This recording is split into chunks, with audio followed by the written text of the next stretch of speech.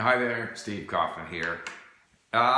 Today I was going to answer more of these questions that I received as part of our sort of competition. What question would you like to ask Steve if you had a 30-minute conversation? And I was going over some of them, and I will go over some of them. But it dawned on me that there's a certain common theme throughout, the answers that I want to give. And so really the subject of my little chat today is the importance of passive vocabulary.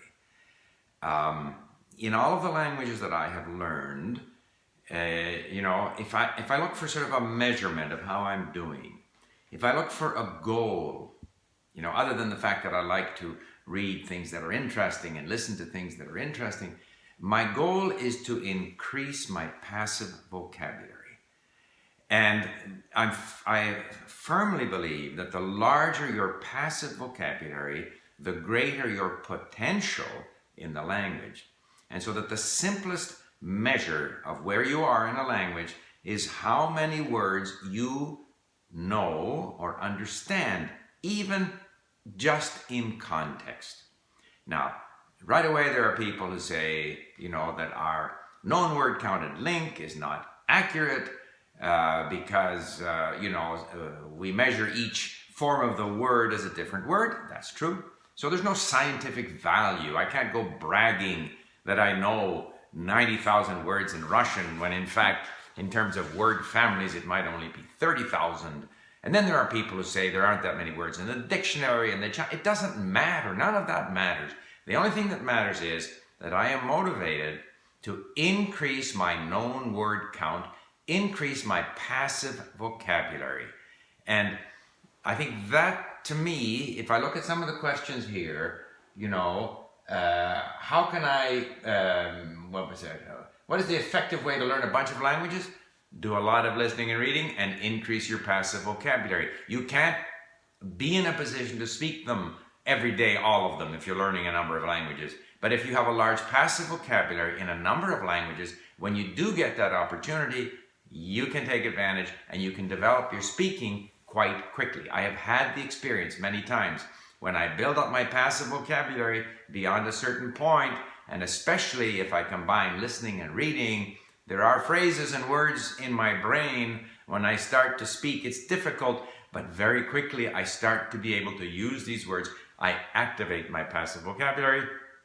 And remember, the native speaker always has a much larger active vocabulary than you, the learner. Therefore, you need to be able to understand what people are saying.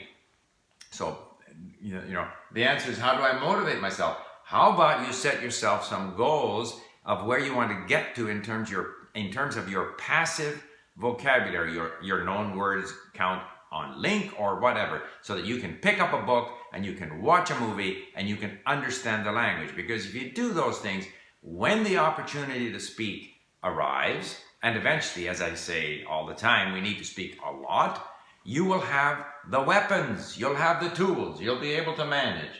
So,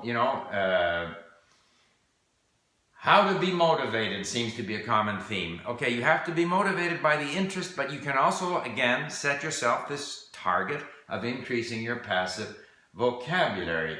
Question, what was your catalyst for starting to learn languages? I just got interested in French, then I was sent to learn Chinese, and since then, once you realize that you can learn languages, that is something that you can do, and that you can then discover a new world. Like, I happened to see something on Twitter that was written in Arabic. I don't know the words, but I can make out the sounds more or less, because the Arabic writing system is kind of more or less insofar as how it's pronounced. So the motivation, it feeds on itself. But here again, if you're on your first language, and you aren't yet able to consume interesting to you content, or you can't understand movies, or then drive that passive vocabulary word count.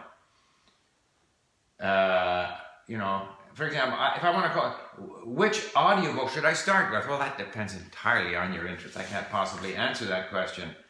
How to select material?